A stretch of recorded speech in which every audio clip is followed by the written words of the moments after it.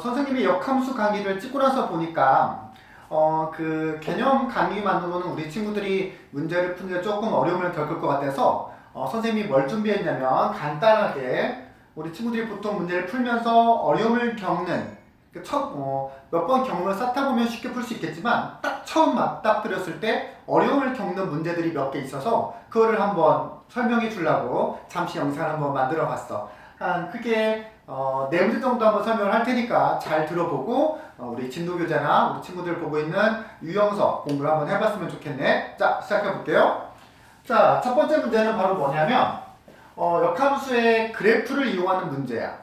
그러니까 문제에서 y는 fx 함수의 그래프를 주고 그다음에 y는 x까지 같이 준 상태에서 여기서 뭐라고 했냐면 fx의 역함수를 gx라고 알려주고 그 gx의 합성함수의 값을 물어보는 어떻게 보면 뭐 우리 교재뿐만 아니라 우리 친구들 뭐 흔히 보는 센이라든지 뭐 일품이라든지 아니면 말PM이라든지 어느 문제집을 봐도 이 문제가 나오거든. 자, 그래서 한번 보도록 하죠. 선생님이 역함수의 그래프를 가지고 푸는 문제. 저번 앞에서 개념 강의에서도 우리 역함수 그래프를 그리는 방법이 두 가지가 있다라고 했죠. 하나는 y는 x를 대칭하거나 아니면 축을 바꾸는 방법도 한번 선생님이 말해줬을 거야. 자, 여기서 이 문제에 대한 풀이는 선생님이 한번 특이하게 축을 바꿔서 푸는 걸로 한번 설명해 볼 테니까 잘 한번 봐봐요. 이걸 익히면 다른 친구들보다 굉장히 빨리 풀 수가 있어. 자, 어디 보자. y는 fx 그래프를 줬는데 우리는 그거의 역함수인 gx의 함수값을 알고 싶은 거야. 그러면 우리는 뭐의 그래프가 필요하겠어? gx의 그래프가 필요하겠지. 자, 그래서 선생님 어떻게 한다고 그랬죠? 개념 강의 시간에 자, x축을 y축으로 바꾸고 y축을 x축으로 바꾼다고 한다면 얘는 자연스럽게 f의 역함수, 즉 f 인버스의 그래프가 되더라. 우리가 f의 역함수의 그래프를 gx라고 했으니까 이제 얘는 축을 바꾸면 자연스럽게 얘는 gx의 그래프가 된다는 거죠. 자, 이제 g라는 함수에다가 x 자리에다 뭘 넣어야 돼? k를 넣어야 되겠죠. 근데 이제 이게 x축이잖아. 그러면 이 x축 이후에 어딘가에 k를 찾아야 되는데 뭘 이용할 거냐면 이 y는 x라는 그래프를 이용할 거야. 자, 지금 k가 여기 있죠. 여기 k가 여기 있는데 쭉 따라가 보면 이 y는 x랑 만나는 지점, 이 y는 x라는 거는 x값과 y값 같은 지점을 말하는 거잖아. 그래서 k값을 쫓아가서 y는 x랑 만난 다음 다시 이쪽으로 쭉 끌어당기면 이 점의 좌표는 k이고 여기가 b인데 y는 x니까 b가 곧 우리는 k라는 걸 알 수가 있겠네. 자, 지금 여기가 x축인데 g라는 함수에다가 x에다가 k를 집어넣어야 되니까 k를 집어넣으면 이게 y는 gx죠? 만나면 뭐가 나오냐면 여기가 나오네. 자, 그런데 여기가 도대체 얼마냐? 또 다시 y는 x를 이용하는 거야. x좌표랑 y좌표 같은 지점들이니까. 쭉 보면 여기가 c군. 그럼 이 물음표 역시 c라는 걸 알 수가 있어. 즉 gk를 집어넣으면 뭐가 나오냐면 c가 나오는 거지. 요게 값이 c로 바뀌는 거야. 그럼 얘는 gc가 되겠네.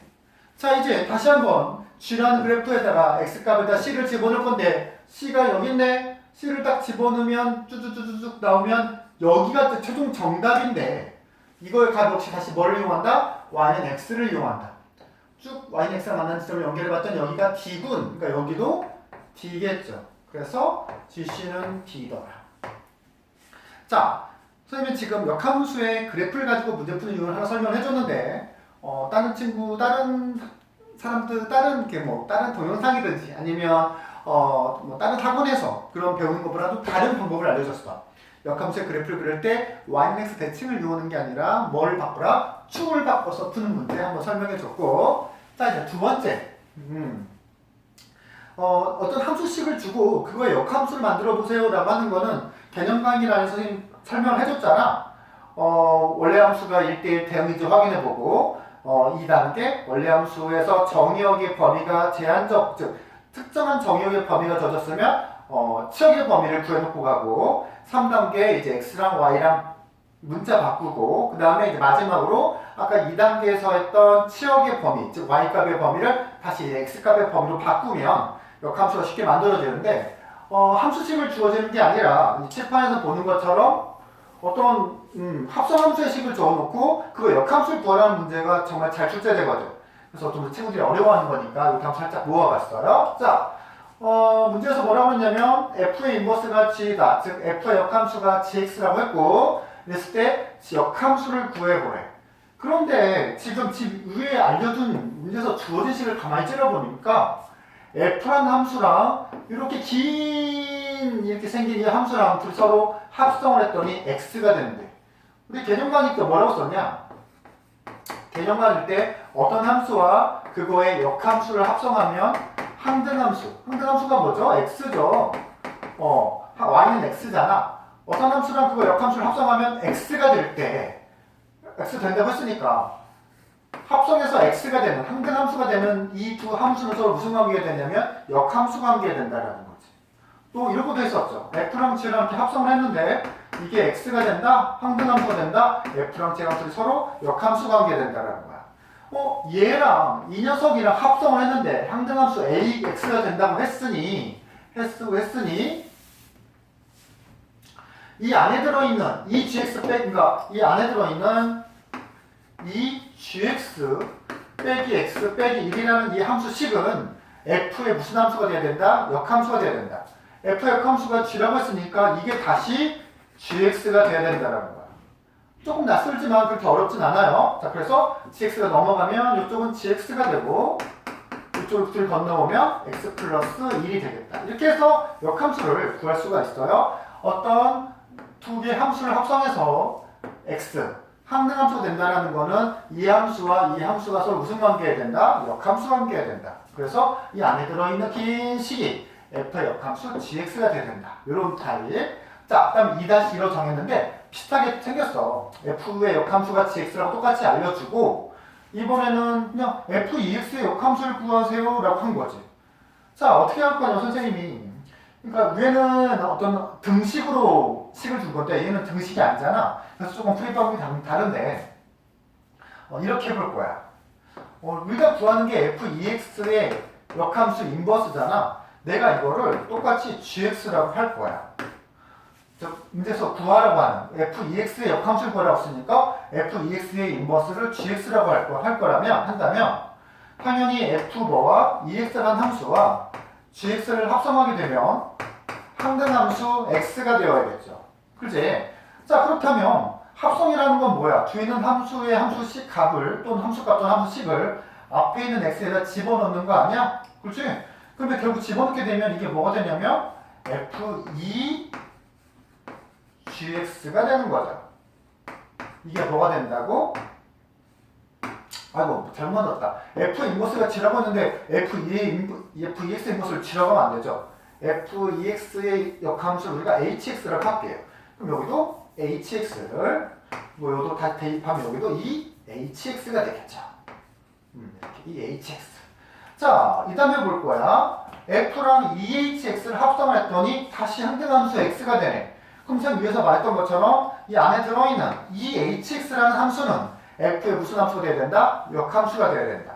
근데 문제에서 f 역함수가 뭐라고 했으니까? g라고 했으니까 이 안에 들어있는 이 hx가 뭐라고? gx더라. 그렇다면 문제에서 fx의 역함수를 구하라고 했으니까 이 fx의 역함수는 2로 나누면 2분의 1 gx가 되겠네. 이렇게 우리는 어떤 함수를 식을 던져졌을 때 이거 역함수를 구하는 두 가지 타입. 거의 대부분 이거 두 개면 웬만한 어떤 문제들은 거의 다 풀 수 있을 거야. 자, 이제 벌써 시간이 9분 썼네요. 자, 이제 마지막 세 번째예요. 자, 세 번째는 어떤 이차함수식을 알려주고 x의 범위가 있네요. 그리고 f의 역함수를 g라고 하는데 원래 함수와 그거의 역함수가 서로 다른 두 실근, 즉 서로 다른 두 점에서 만나기 위한 a 값의 범위를 구하는 거야. 자, 근데 이쪽 좀 지울게요, 이제.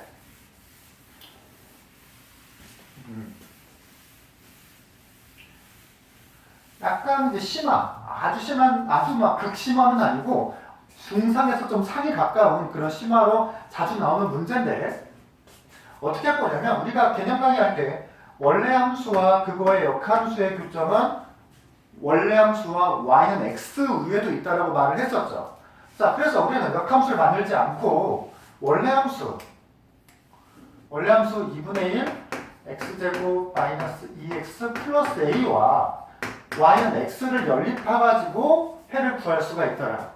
자, 근데 문제에서 뭐라고 했냐면 서로 다른 두 식을 갖는다라고 했는데, 그래서 대부분 친구들이 이거를 이제 정리, 양변에 뭐 2를 곱하고 정리를 하면, 어디 보자. 양변에 2를 곱하면 x제곱이고요. 마이너스 4x인데 2x가 건너오니까 이제 정리를 하면 이렇게 될 거라. 양변에 2를 곱하면. 그리고 서로 다른 두 식을 갖는다라고 했으니 보통은 여기다가 이제 판별식 D만 써서 문제를 풀게 되겠죠. 근데 이 문제의 포인트는 바로 뭐냐? 아, x의 범위가 있어. x가 2보다 크거나 같다라고 했으니까 너는 그냥 서로 다른 두 실근이 아니라 너는 x가 뭐보다 큰 2보다 큰 서로 다른 두 실근을 가져야 된다는 거야. 즉 판별식만으로는 힘들다라는 거죠. 자, 그래서 우리가 이걸 어떻게 해석할 거냐면 함수로 해석을 할 건데, 자, 이건 이제 보통 예전에는 이거를 근해 분리라는 기술로 이제 우리가 공부를 했었어. 뭐 또는 근해 위치 분석이라는 걸로 서로 다루는데, 자, 우리 친구들 교과점에서 완전히 들어가 있지는 않지만 꼭 익혀야 할 기술 중에 하나라는 거. 자, 그러면 자, 이 2차 방정식이 하나는 거는 왼쪽에 있는 2차 함수 그래프가 y는 0, x축과 만나는 게 해인데, 해가 모두 다 뭐보다는 2보다는 크거나 같아야 된다. 즉 2가 여기 있거나 또는 2가 여기 있어야 된다는 거죠. 그래야 2 이상이 되는 거지.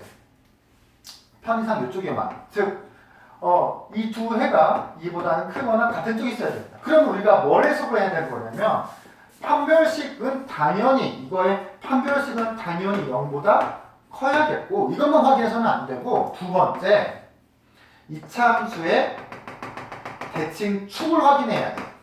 대칭 축이 역시 뭐보다는 커야 된다? 2보다는 커야 된다. 이것도 확인해야 되고, 세 번째, 지금 그래프가 이렇게 돼도 되고, 2 이상, 해가 2여도 되니까 실은 그래프가 이렇게 해도 된다는 거 아니야? 그러니까 이렇게 있든 이렇게 있든 함수식 x에다 2를 집어넣으면 함수값이 0이어도 되고 양수도 되겠죠. 그래서 f 뭐에다가 이걸 이제 우리가 fx라고 본다고 한다면 f에다가 뭐를 넣어도 2를 넣었을 때 값이 0 이상이다. 이렇게 해석을 해야 된다는 거죠. 자, 이걸 이제 근해 위치 분석, 근해 분리라고 하는데, 선생님이 이렇게 해석하는 어떤 기술, 근해 분리라든지 이런 기술들은 따로 영상을 녹화해서 우리 친구들한테 보여줄 수 있도록 하고요. 나는 지금 당장 급하다. 그러면 유튜브에 검색어에다가 동백 강의하는 아이들 치면 선생님 올려놓은 동영상들이 쫙 나와. 거기에서 근해 위치 분석이라는 걸 검색해서 찾아서 공부해도 괜찮을 것 같아요.